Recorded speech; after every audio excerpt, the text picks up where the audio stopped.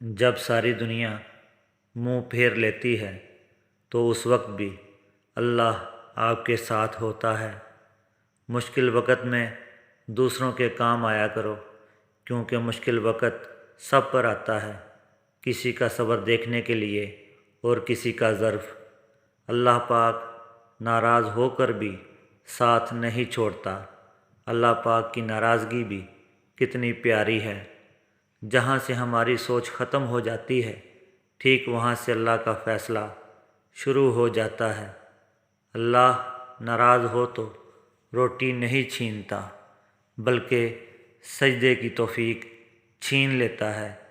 گناہ پر ندامت گناہ کو مٹا دیتی ہے، نیکی پر غرور نیکی کو تباہ کر دیتا ہے۔ تہجد اللہ پاک کی لاڈلی عبادت ہے۔ سوچو تہجد گزار اللہ پاک کا کتنا لاڈلا ہوگا۔ جس نے سکھ میں شکر ادا کیا، اس نے دکھ میں رب کو بہت قریب پایا۔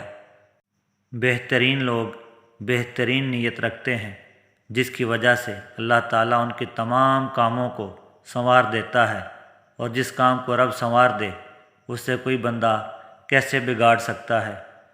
بڑھاپے کے آثار آنے لگیں تو مچھلی کھاؤ، زیتون کا تیل استعمال کرو اور انار کا جوس پیو۔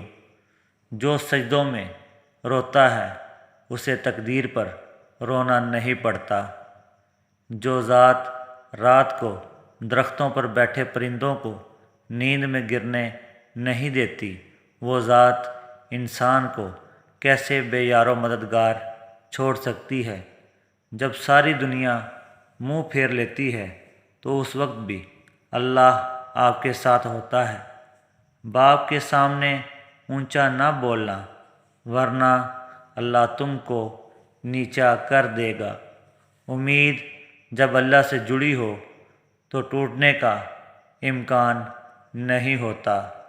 جو کسی کا برا نہیں چاہتے ان کے ساتھ کوئی برا نہیں کر سکتا۔ یہ میرے رب کا وعدہ ہے۔ نصیب کچھ بھی ہو، نماز اور قرآن سے مدد لے کر اللہ سے جو مانگو ضرور ملتا ہے۔ کل کی فکر مت کرو، جس رب نے آج تک سنبھال لیا ہے وہ آگے بھی سنبھال لے گا۔ خدا کی راہ میں کوشش کرو اور کبھی پیچھے نہ ہٹو، کیونکہ خدا نے تم سے کوشش مانگی ہے، نتیجہ نہیں۔